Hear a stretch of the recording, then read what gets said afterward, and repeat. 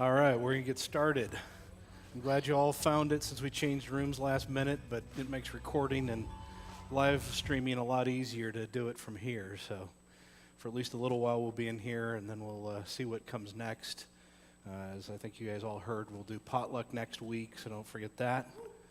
And away we go. And I was thinking about this. You know, it's this interesting repetition we see in the cycles of the Bible. So my titling for today is From Growing in the Garden to Wandering the Desert.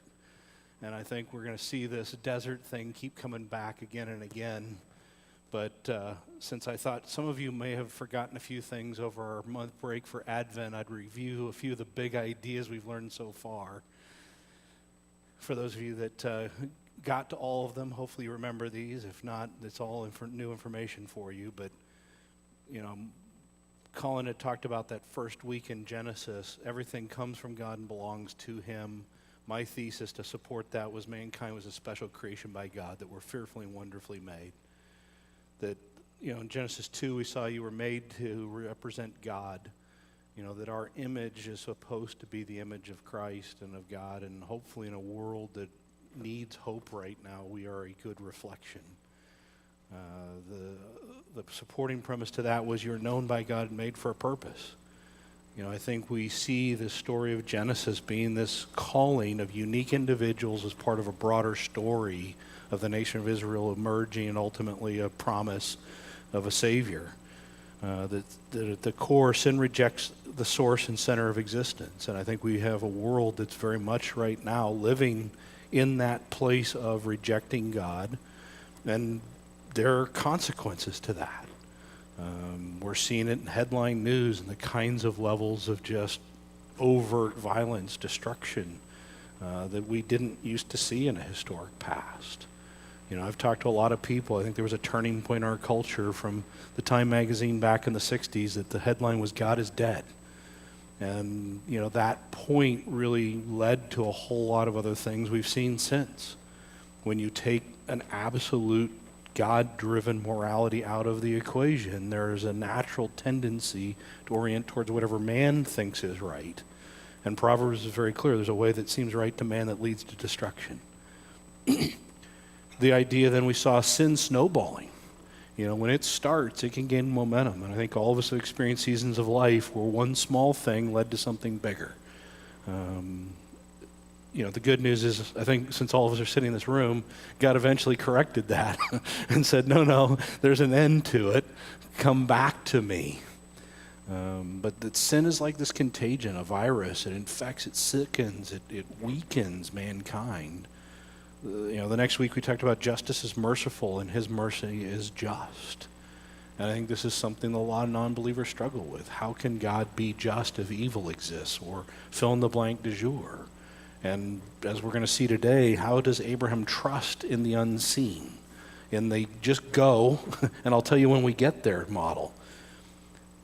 And my kind of corollary to that was God showed patience and grace even with an evil world. And by that grace, we sit redeemed today, that we can even encounter Christ, that we can encounter God in our prayer life. That to me is such a great mercy that we as sinful creatures get to come in front of the throne of God and beseech Him for things and hear from Him at times. And that, you know, as we saw with the Tower of Babel, God's judgment leads to redirection. That diaspora of people groups was part of God's plan to populate the earth because man didn't heed His call and took it upon themselves. And that the corollary is people consistently want to be like God and seize their own good. So my experience is when God really wants us to get a lesson, He tends to repeat it. You know, it tends to go more than once. Have any of you had any reinforcement of these principles in the last month? Yeah. A few? Okay. Good. And it's interesting when you suddenly hear a song or you hear something on the radio of a sermon, you're reading something and it reinforces it. I think those are the places I most point to as God speaking to us in a modern context. By the third time, even I, who's a little thick-headed, usually start to go, oh, maybe God's trying to tell me something. You know, when it's the third time in a week or a week and a half, it seems to be more than coincidence. And I think this is part of God's faithfulness, that he doesn't leave us without that clarity. Now, we have to choose to obey or not, no doubt, but at least we don't stand there going, I have no idea what God's trying to tell me right now. And so, as we now cover part of Genesis for the next several months, we're going to keep going down this theme of the promise. What are the promises of God out of Genesis? And I think we're going to see these contrasts. Believing versus doubting, trusting versus forgetting, living hope. The idea that God is present in circumstances and a committed pursuit. These are kind of the big themes we'll probably see over the next several months unwind. And so stay tuned as we keep drilling into these components. We're going to revisit this basic kind of map multiple times. You can kind of see it makes a lazy U. And in the far lower right, you see Ur, and that was where we believe is most likely the Tower of Babel. And it's definitely what we see Terah, Abram's father, leaving Ur and going up to Haram, up toward the top of the U, modern-day Turkey, about 500-600 miles, roughly, through the Fertile Crescent. And most of that territory, certainly Nineveh, Ur, Babylon, are all in modern-day Iraq.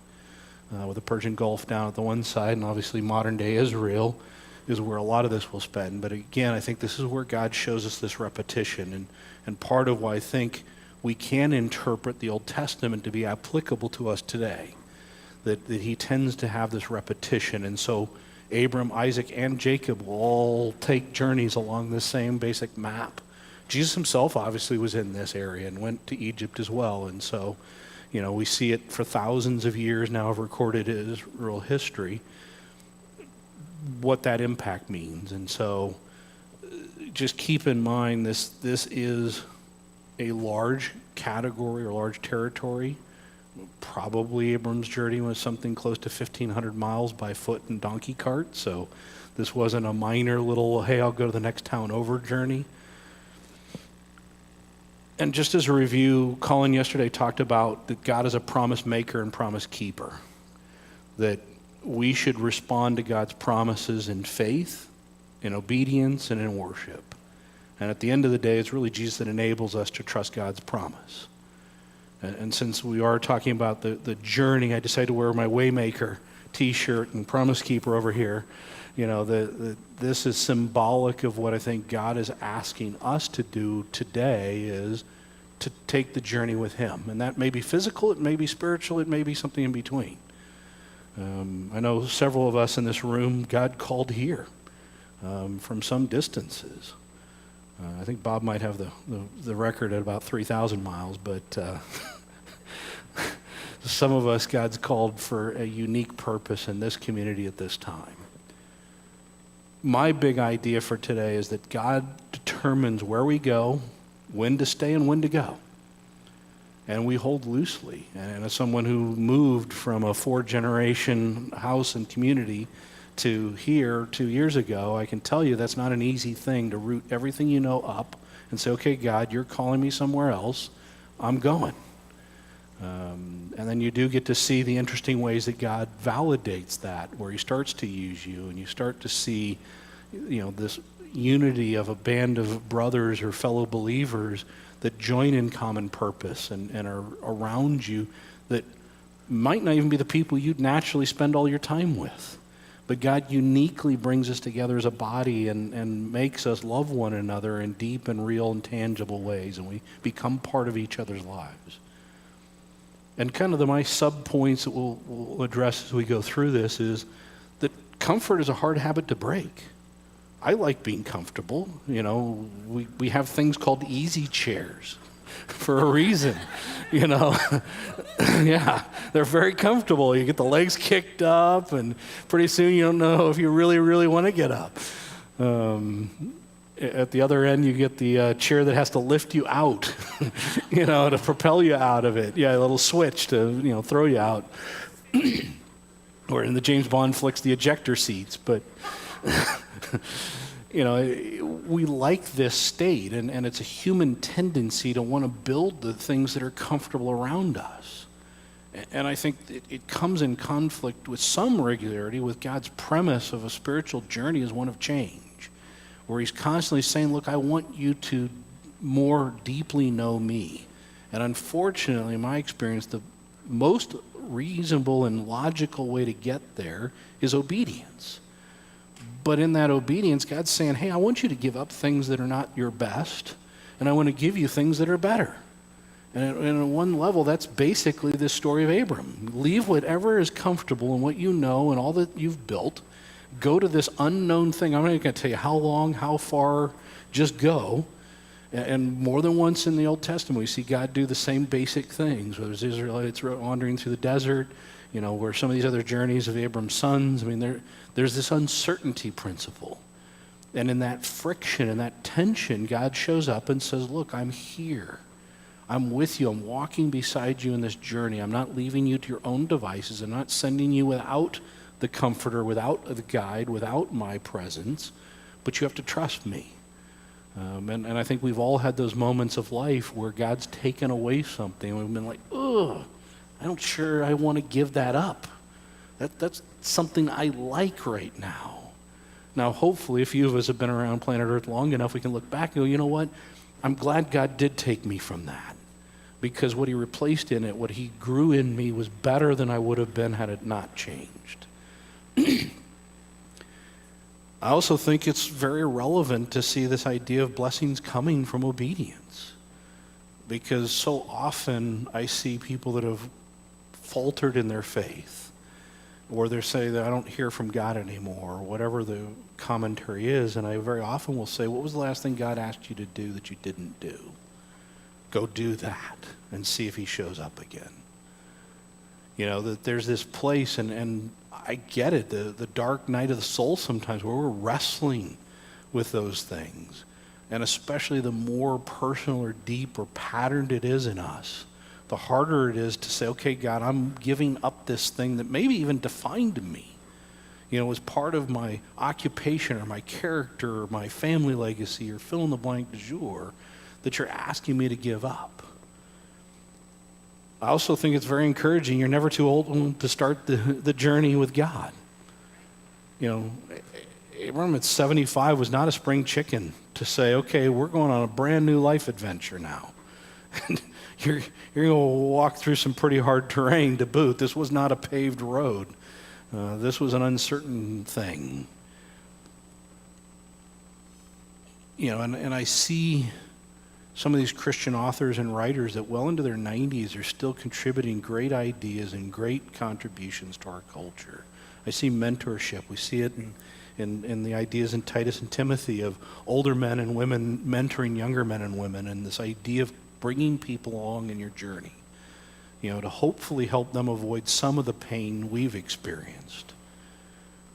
And I think it's hard for me to really wrestle through this final one, that God directs us usually only one step at a time. He doesn't say, here's A to Z, everything you need to know, here's how I'm going to fulfill it, here's all the detail. Frequently he says, hey, go do this one thing in faith.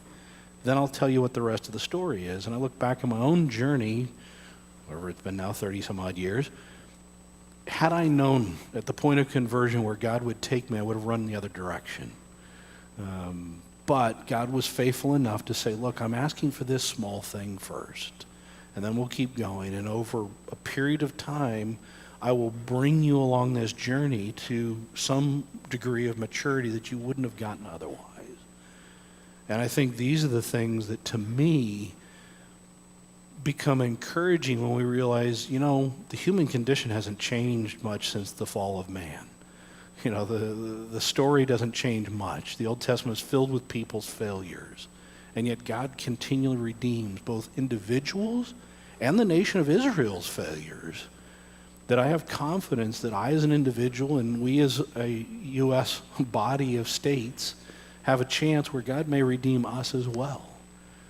And cause us on a different journey if we will be obedient. And so thinking about Abram or Abraham's early life, we know his father was Terah. We know he was born in Ur, where the likely Tower of Babel was, a very metropolitan community. That Terah heard something from God to move his family and his nephew Lot from Haran to 600 miles away in Haran. It's also interesting that at least by Jewish tradition, King Nimrod, you may remember Nimrod from Tower of Babel, was told by a prophet that a man would rise up against him in his pagan religion, that Nimrod only believed it was Abraham who might be this man, and actually it was a forced journey, that he may have been fleeing for his life under penalty of being burned alive, that was the consequence. And in Jewish tradition, some stories even have Abraham as shattering false idols in Ur.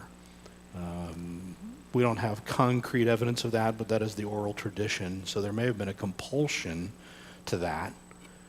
But ultimately, what we're going to look at today is this journey, about 1,400 miles at the age of 75 across pretty rocky, hard terrain.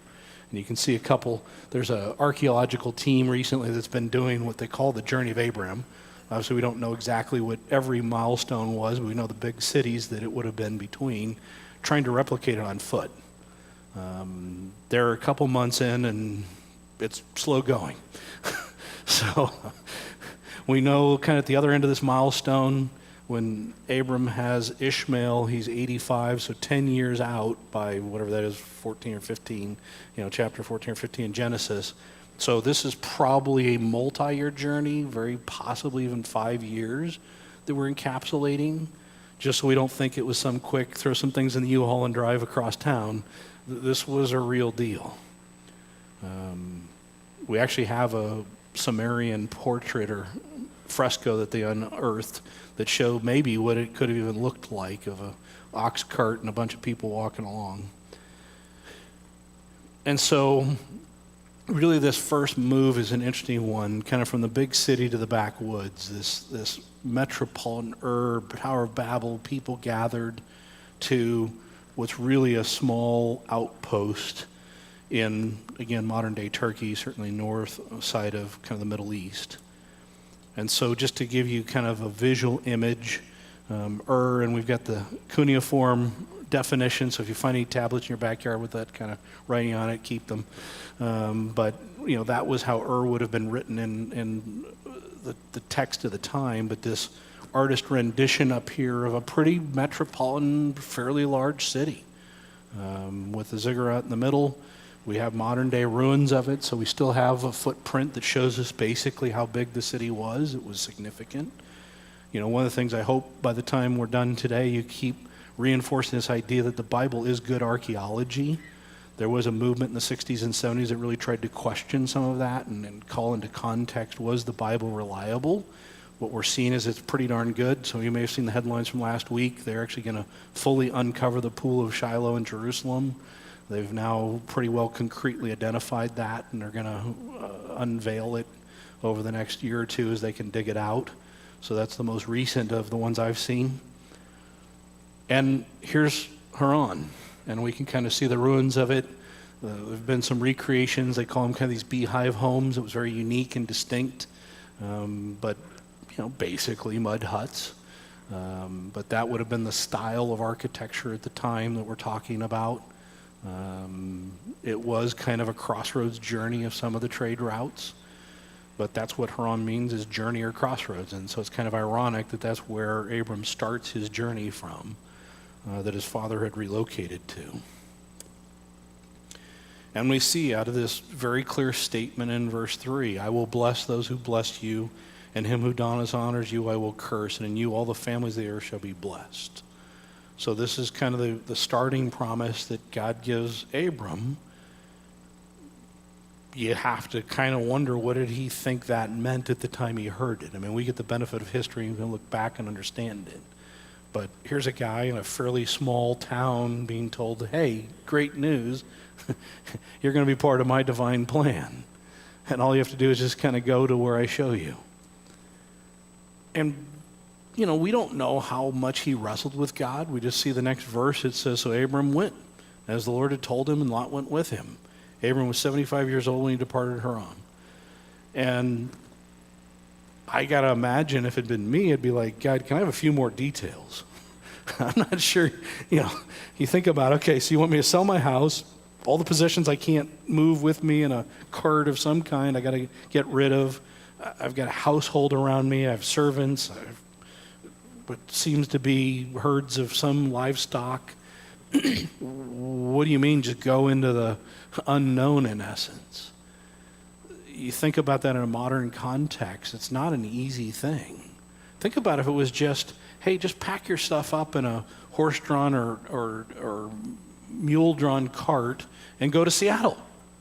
Even following modern roads, that's not a fun adventure over the pass, particularly this time of year, but even in summer, you'd be like, that's a lot of work. I'm not sure I'm up for that one, God. Do we have a plan B?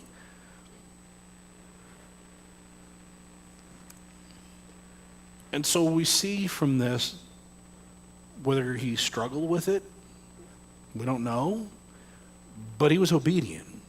Fairly quickly, he got on board with this thing, and he began the journey that changes the world. This was the beginning, really, of the founding of the nation of Israel. And that while the Bible focuses really obviously on Abram and at the time Sarah, their journey doesn't consist of them alone, but many biblical scholars estimate it could be as many as 1,000 people in their household that went with them. Because we see 2 chapters later in Genesis 14, he gets 318 trained soldiers in the battle with the 4 kings. So you think about it, if you've got 318 fighting age trained men, there's got to be a lot more people involved in this journey than just that. Wives, kids, servants, etc. So this isn't just even affecting you. You've somehow got to convince hundreds to thousands of people to go along with this. And they're like, where are we going? I don't know. We're just going that way. I'll tell you when we get there. It's amazing to me he was able to convince everybody into doing this thing. And you didn't have a whole lot of people defect. Well, maybe he had 2,000, only 1,000. We don't know. But whatever pressure he felt, think about explaining it to his wife and his followers and his shepherds that were all part of this, going from what was known, where there were grazing lands and water and resources, to the unknown. He didn't even know where they were going to end up. And this idea of leaving security to travel to foreign land. It's one thing, and through the food pantry we've seen a lot of these Ukrainian refugees coming through that have had tragic stories, but they were forced out of their homes. Many of them were destroyed. They didn't have a choice. This is a lot closer to the inverse, where we're called to go be missionaries in Ukraine. That we're going to leave comfort and safety for the unknown or even what could be known to be dangerous. And that in the process of trusting and believing God, he is rewarded with descendants and land and all the essence of becoming the great nation that's promised. But you got to imagine that first day on the journey, how hard it is. We have accounts of even Christopher Columbus's crew about to revolt right about the time they finally did see land, because they're sailing out into the unknown and got pretty tired of it. And we have these great explorers of that time, 14th, 15th, 16th century, that had these pretty challenging environments and challenging to keep this momentum going even when there was a clear goal in sight. Imagine we're just going. That's your big pep speech. I also think it's interesting, these contrasts where he says he will make Abram's name great, and it is, versus the Babel tower builders that wanted to make their own name great. These kind of contrasts, and I think we see so many of these through the Old Testament where man desperately seeks something, but God has to deliver something. It's also interesting to me that in these first 11 chapters, the distinctive word curse is used 5 times. Now in 3 verses here, we see the word blessing used 5 times. And so we see these kind of bookends where man's path takes them down this repeated version of a curse. Now Abram's obedience lead to repeated versions of blessing. And it's not a smooth journey for those of you that have read Genesis. Spoiler alert, it's not all a straight line. There's a lot of obstacles along that journey. But God has the plan, and he knows in spite of those obstacles where he's going. And so if we start to drill in, this first place he arrives is Shechem. It's kind of the northern part of this, and you can get some reference because Jerusalem's down on the south. You see Jericho. You can see the Sea of Galilee down at the bottom. So this fairly northern part of Israel probably would have been right about the border of Lebanon today. That's where he stops first and is in this new place, if you will. And Shechem means shoulders. You can see from the upper right photo these two kind of hills, the mountains, that kind of you can get where maybe shoulders came from visually. You can see the current state of archaeology down here in the bottom. So we know this city did exist in history at the time that Abram was there.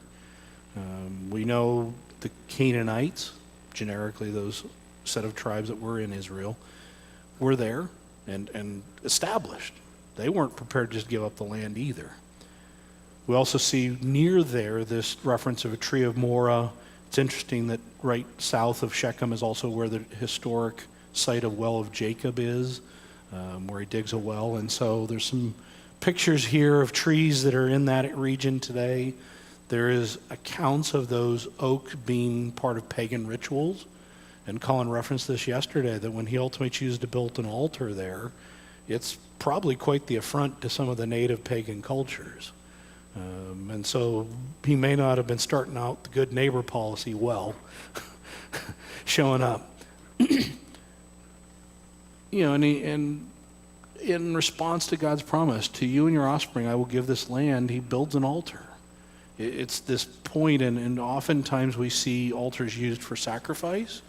Sometimes we see them as monuments or mile markers or events. We see them stacked stones throughout the account of Genesis and into through the King's accounts, where God does something, so they make a memorial. We today put statues up or other things, but this would have been their fashion.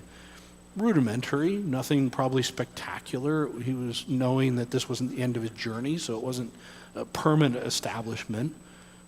But it's interesting where he goes, okay, whole lot of people here, certainly more than I have in my household, but God's going to give me this land and displace them. Perfectly logical, right? That's your first conclusion. But I think it shows this faith that Abram has in what God is communicating to him, to say, I'm going to put a stake or an altar in the ground. This is God's territory. He's promised it to me and my descendants. And consequences or not, I'm here, I'm claiming the promise of God in a tangible way. And again, we don't know how long he spends in each of these places. It's unclear from Scripture. We know it certainly was a large journey. But he was probably there long enough, it created some rubs. This would have been kind of his first encounter with, maybe the plan's not going perfectly smoothly. There might even be a little opposition by this point. Certainly a long journey, several hundred miles even to here. And I think it's important because, in modern culture, we don't really think about altars. Obviously, with Christ's sacrifice, we no longer need them for atonement. But I think it's an interesting thing when I look at kind of the history and the culture of altars.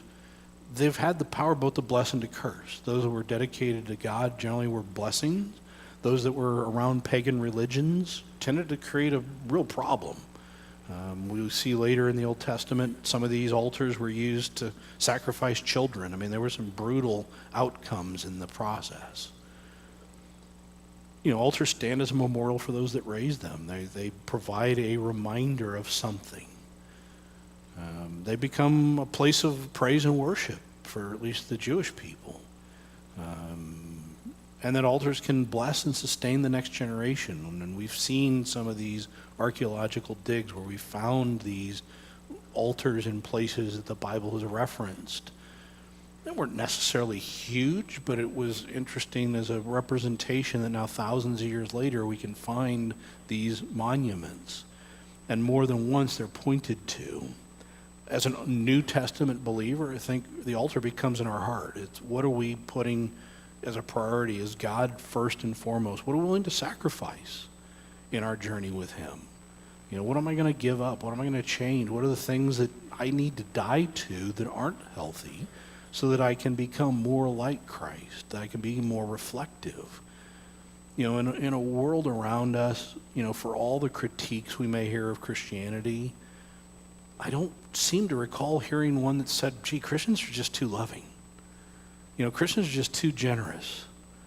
Christians are just so other-centered, it's ridiculous. They just provide way too many things of help and benefit to our community. It tends to be much more around judgment, pride, arrogance. Those critiques in some cases may even be founded. But I think this is part of that process where Abram is having to rid himself of certain things, starting with material possession. And at some points, we're going to see him having to wrestle through, where's his offspring going to come? With a wife that, at least until much later in this story, is barren, unable to have kids. That's the other piece that's always interesting to me is, okay, I'm going to make a great nation. He's like, God, I don't even have one kid yet. And I'm 75 already when we start this journey. I mean, there comes a point where you start understanding a little bit of where Abram's got reasonable reasons for disbelief.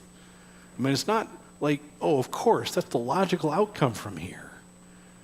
So it is interesting where we can gloss through these things and not necessarily always view them in a context that carries the emotional weight that the people in these stories were at.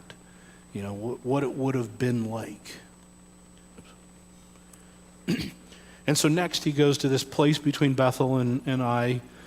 You can kind of see a red circle in it, so it doesn't tell us exactly where it is, but it's a fairly close geographic place. And again, now we're getting a little closer to Jerusalem. We're kind of in the central part of Israel, not too far from the River Jordan. And we do have a few things still left over from ancient Bethel. There's a modern city there as well, but one of the interesting kind of, again, cycles or circles of this is Jacob, where he has his dream, the ladder into heaven. There is a very, very old monument to that still exists today. And then you can see kind of what the rubble or footprint of the city, the older part of the city, looks like. So we've excavated some of it. We know where it is. I was a little more strategic. It had a little bit of a mountainous hill to it, so there was probably some fortifications. Again, some modern day, very close up. But we've got a pretty good perimeter of the city now. We know where it was, about how big it was. So again, it's this place where I start saying, okay, if the Bible is archaeologically accurate down to these details of cities and locations, maybe the story is equally historically accurate. That this is a representation that's reliable.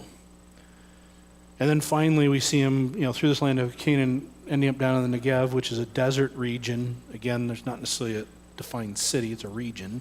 But here's a couple of shots of it. You can see up above, it's a real desert. I mean, little streams or whatever are occasionally running through it, but now you think about a herd of cattle, goats, sheep, whatever.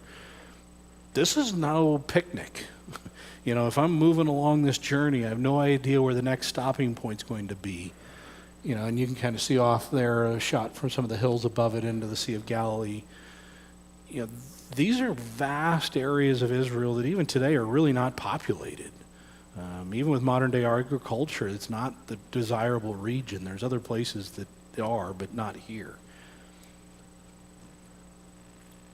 And then he will journey on ultimately, as we will see later on next week, into Egypt. But it's interesting where Paul, in kind of his, what I call the Hall of Heroes or of Faith in Hebrews 11, he says, by faith, Abram obeyed when he was called to go out of a place that he was to receive as an inheritance. And he went out, not knowing where he was going. By faith, he went to live in a land of the promise, as in a foreign land living in tents. For he's looking forward to the city that has foundations, whose designer and builder is God.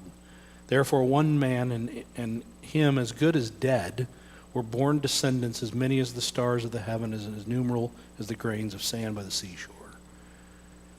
We know the end of the story. Abram didn't. I think it's interesting where Paul even referenced him as good as dead. I mean, you wonder, what else in kind of the Jewish tradition did they believe and has this journey looked like for him. We don't have it recorded in the scripture today, but it clearly would have been part of the teachings that Paul would have learned in his rabbinical instruction, that this was not an easy journey for Abram. This did not go well.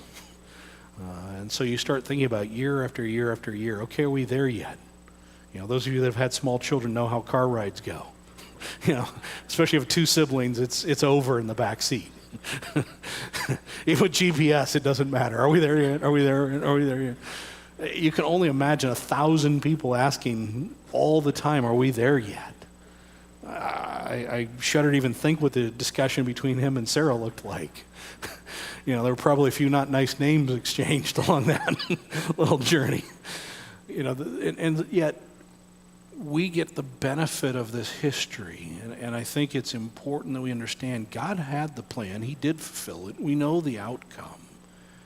But we also have to be realistic in our own journeys that God calls us to. All right, it's not going well. And I've got critics, and I've got doubters, and I've got people around me starting to press in and go, are you crazy? And are we willing to hold the course that God has put in front of us to see the fulfillment, to see the outcome, to see the blessings? Because you got to imagine the desert, this probably didn't feel like much of a promised land. It was hot, dry, dusty, rocky. I mean, trying to get carts and animals and everything else through that was no party. You have to imagine how many broken axles and stuck ruts and problems that occurred literally day after day, probably for years, without seeing any fulfillment of the promise made. I mean, not even the glimmer of hope. I mean, we kind of leave off here in the desert, and then we're about to go to Egypt. We're a long ways from feeling like the promised land at the end of this couple of verses. And yet, Abram is faithful. He continues until he doesn't in a few more chapters, a few more verses. But that, to me, is this amazing thing that this man of faith said, I'm ignoring everything my senses are telling me, everything people around me are telling me, because God has told me something else. This is an interesting quote from a rabbi who actually made a night in England as well for his own acts of service to the community. But he said, Abram performed no miracles, commanded no armies, ruled no kingdom, gathered no mass of disciples, made no spectacular prophecies. Yet there can be no serious doubt that he's one of the most influential persons who have ever lived, counted today as the spiritual grandfather of more than half of the 6 billion people on the face of the planet. All of their ancient civilizations rise and fall. The faith of Abram survives. Thousands of years later, we recognize that he was a father of many religions that claim him. He had the influence. We see the nation of Israel has been restored even after repeated downfalls, including, post-World War II, the current state of Israel. And so here we can look and see what basically is an ordinary thing, a journey through the desert, leading to this fulfillment, leading to this promise, leading to a place that is extraordinary. And so we got a couple of questions to talk about, and then we'll come back, wrap up our time. But think about, pick any one of these, share with somebody that's in close proximity, a couple, twos, threes, groups. Where's God calling you to go now? What does it mean to build an altar in your heart for God? Where do you need to respond to God's promises and obedience today? Or what aspect of God's promises do you have the hardest time believing? So you guys can pick different questions, have a discussion, and we'll come back together.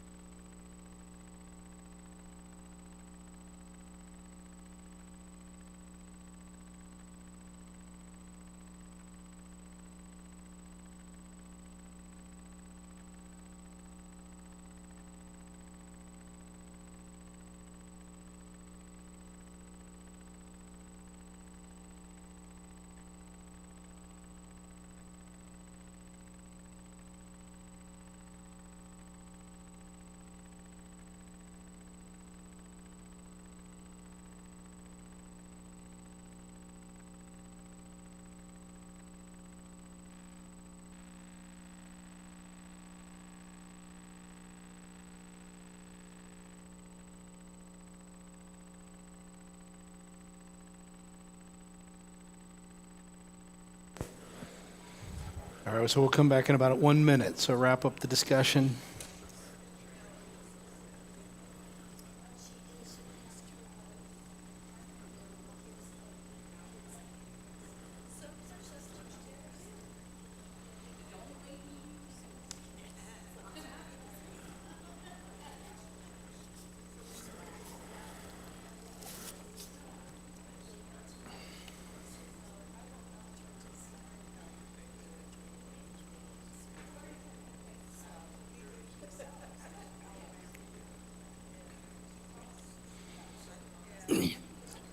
All right. So was there anything in the discussion that jumped out for you that you wanted to share with the group?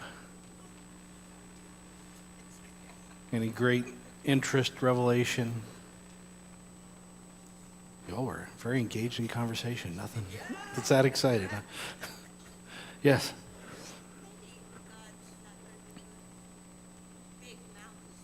Hmm?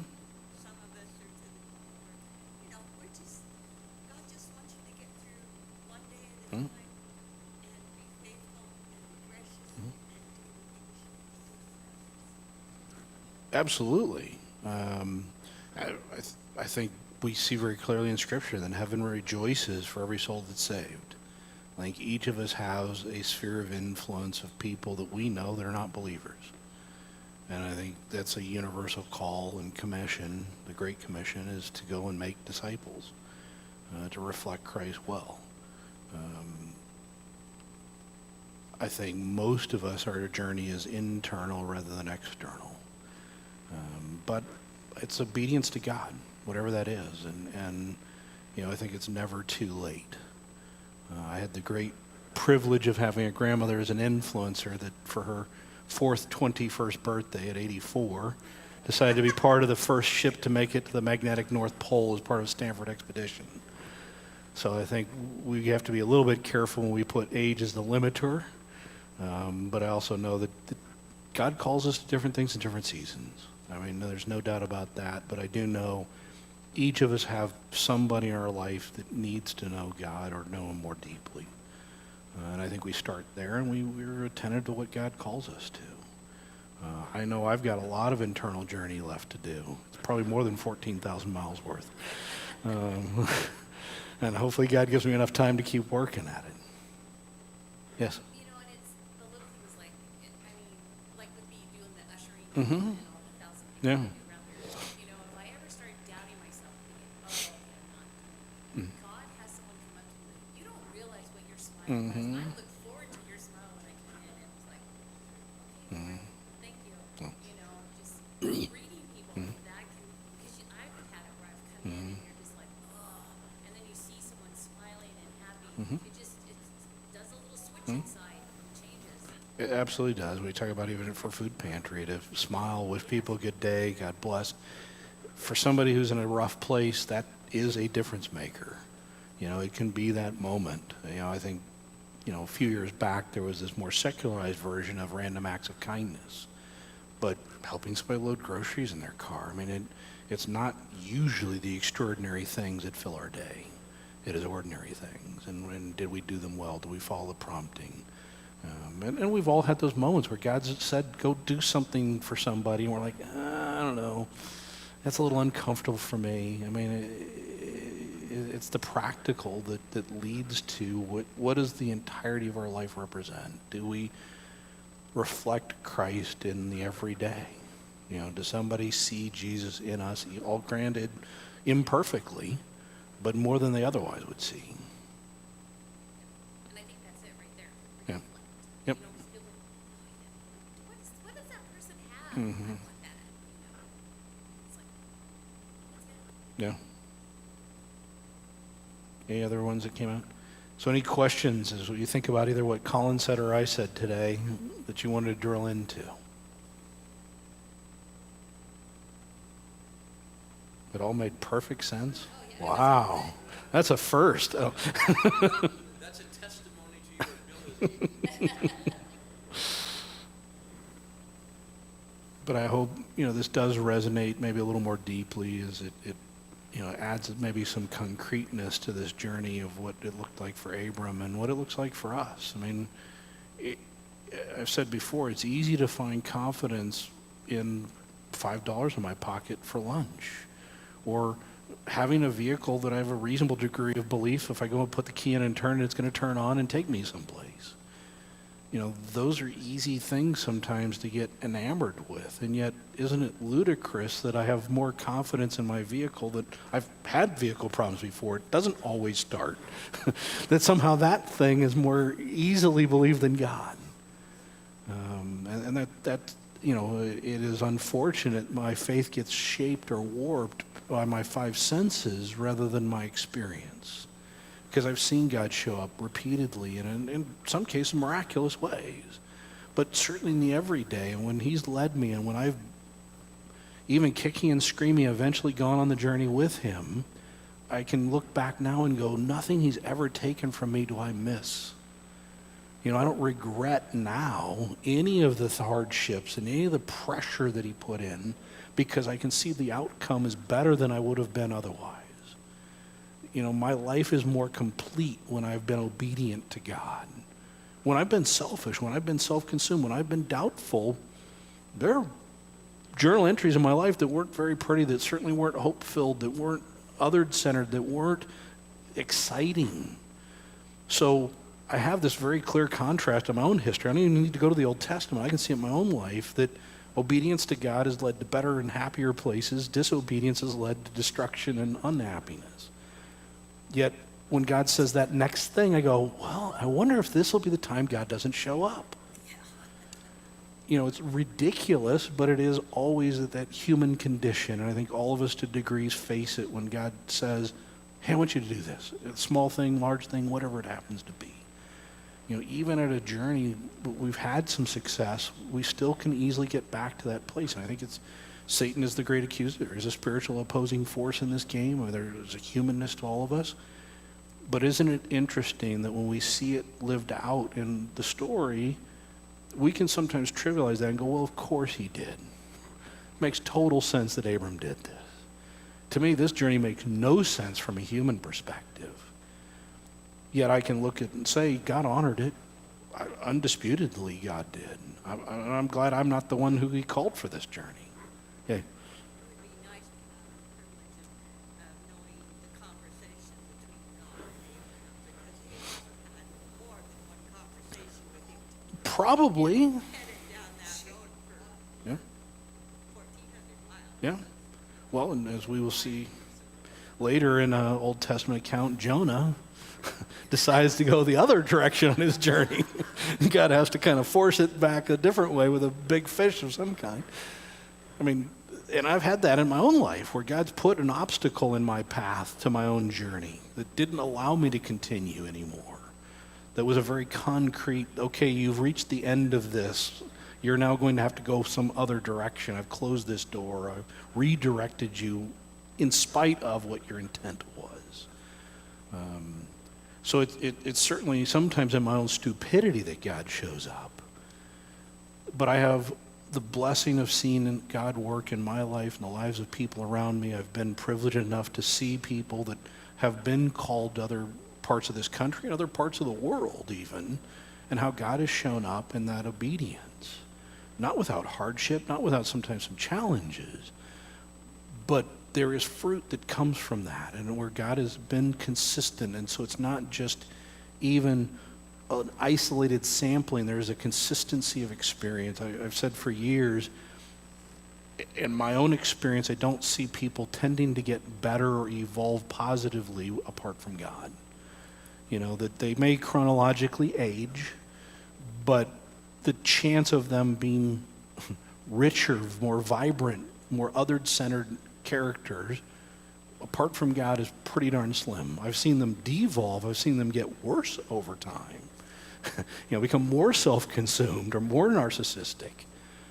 But I don't see it, the natural state of the natural path, the natural journey of a human apart from God isn't towards the better places, the happier, the fruit of the Spirit, love, joy, peace, patience, kindness, gentleness, self-control.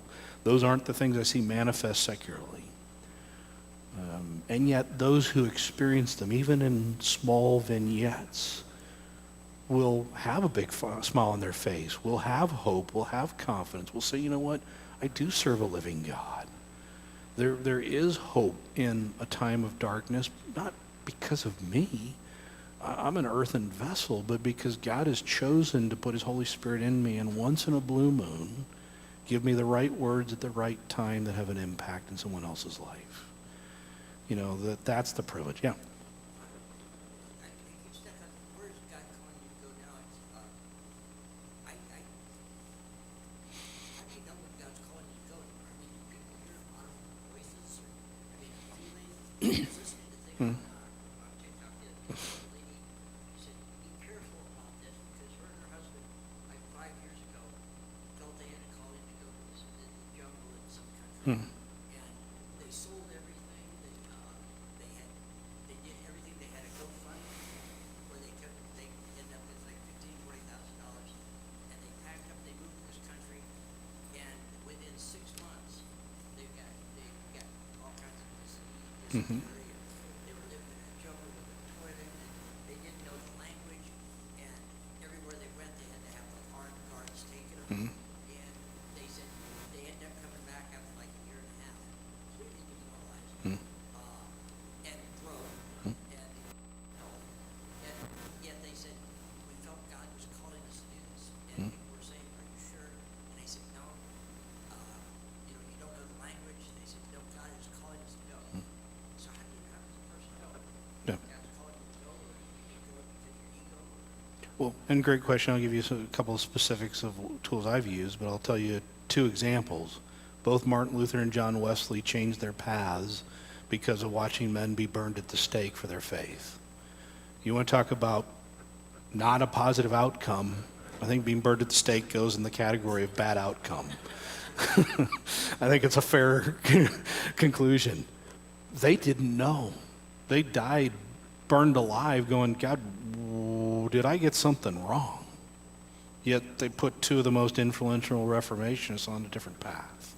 So I think we have to be a little bit careful of concluding too quickly what is good and bad in God's timing and history. But in a practical way, I think there's prayer. And yes, some people hear more audible. I tend to find that the way that God's Spirit will literally surge, and the closeness I feel to God will tell me I'm on a path or not.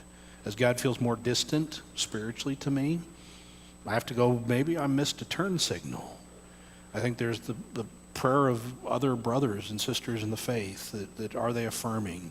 I think the New Testament talks about that missionaries specifically are to be commissioned by elders, and that elders are to affirm that missionary calling. And there's a place for the sick and those that are dealing with struggling in their life to be prayed over by the elders. There is a biblical context for that. I think it's in what messages are you hearing when you're listening to Christian radio, whether it's a song or a sermon? What are you reading in your spiritual journey that's affirming or saying maybe the path needs to alter? And I think, again, this idea of repetition, when I hear the same thing multiple times in very short windows, I start going, okay, that's probably not coincidence. It's probably God directing me to hear that message. Yeah. And you know, there's a practical one for me personally. How counterintuitive does that feel? Is it something I would have logically come up with on my own? You know, winning the lotto sounds pretty good to me. You know, going and being burned alive doesn't sound like my first choice. I mean, if I'm picking, one seems a lot better than the other. Obviously not necessarily in God's economy, but in mine it certainly does. So does it seem contrarian to my base nature, you know, as an indicator to me? You know, and am I seeing people in unusual circumstances repeating a message? Person I meet on an airplane sitting next to me, or at the grocery store, or wherever I may happen to encounter a stranger who gives me the exact message I've already heard 2 or 3 times. I start going, God's weaving together this messaging. And I think the more critical the decision is, I think the more you need to be certain of God's calling. Red or green Jell-O for lunch, I don't think God cares that much. Whatever. Might not even need to pray about that one. I know people who do. More power to them, but I'm not sure spiritually that's probably the biggest cataclysmic decision you face. Selling all your possessions and moving to another country, you might want to have some confirmation on that one. And I always worry when someone is making a large life decision and they have had no one else. When I ask them, where's God also affirmed that? They go, nowhere. That's a concern for me, that my experience generally is that God isn't singular in his messaging to us. It tends to come across through multiple channels and in multiple ways. But I'd find mature believers in the faith and have them pray when we're in that situation, we're struggling. Okay, God, what do you really want me to do? Yeah. I have a thought. I can't ever recall God being in a hurry. So if you're getting like yourself, you're not going to be a missionary. That's noble, of course. However, it probably would be okay to think about that for a year or two or three, and get your ducks lined up, and so that would be my thought. And I know also many years ago I thought maybe I would want to work in the mission field somehow, and I got connected and then connected with a man who wanted to start a boys ranch. Okay, right out of high school. A year later, my wife and I got married, and we ended up on this boys ranch, and the dream was noble and fantastic, and eventually it worked out. And however, in the beginning, the fella and his wife that started it, they were way in over their heads, and the proper groundwork had not been laid, and so the project went sideways for a while. And I'm kind of thinking that as a result of that, that God's plan got derailed for some time. And then also I came to the point where I realized I was not in any shape or condition to be useful. I didn't have a skill. I had a heart. Okay, well, that's terrific. But there was nothing that I could add to the puzzle.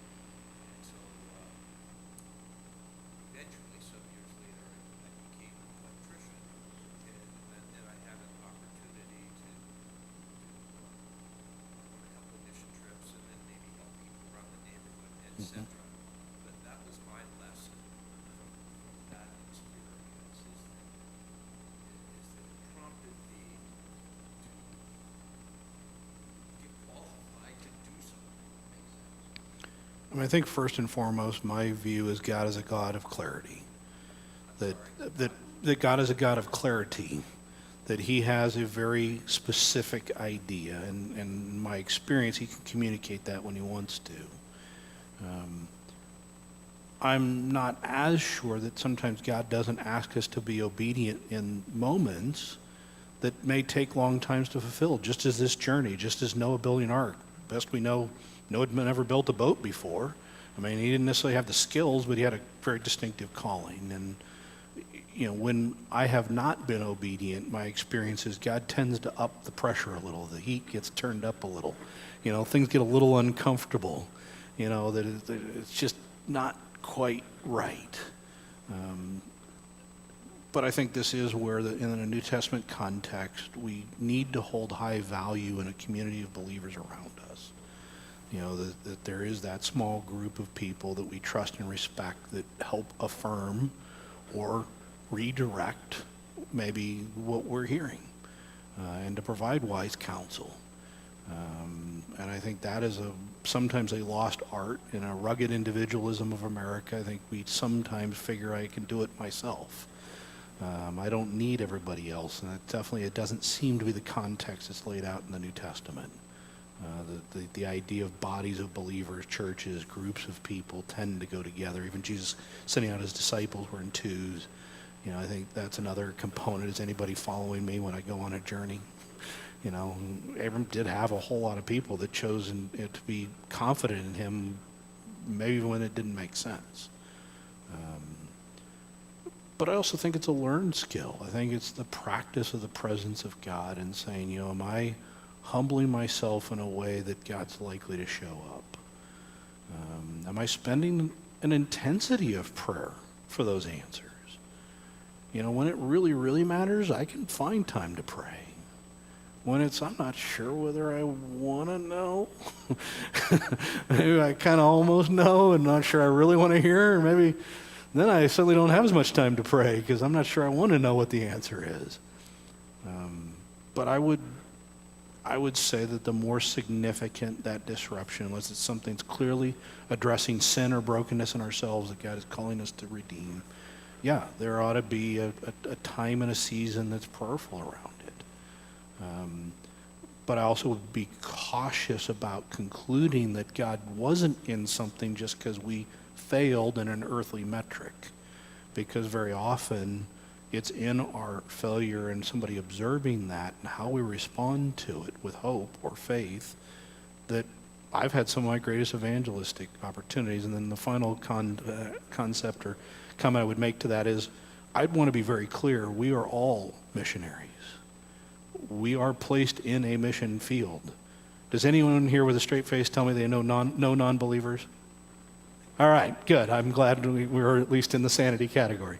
So that is our mission field at minimum, are the ones that people we already have in our circle of influence that we already know by name that are not believers. I'm realistic. The majority we will not convert. That is a fair and biblical concept. But somebody in the mix of people you know today needs to know Jesus. And I would be remiss not to say that that is our first and foremost mission field for this season until God calls us elsewhere. Any other last minute questions? All right, well, we'll do potluck next week after our session. We'll get to see Abram in Egypt, how he quickly forgets God's promise. It takes a little detour, but it all gets straightened out. And we will continue to look through God's promises over the next couple of months. Absolutely.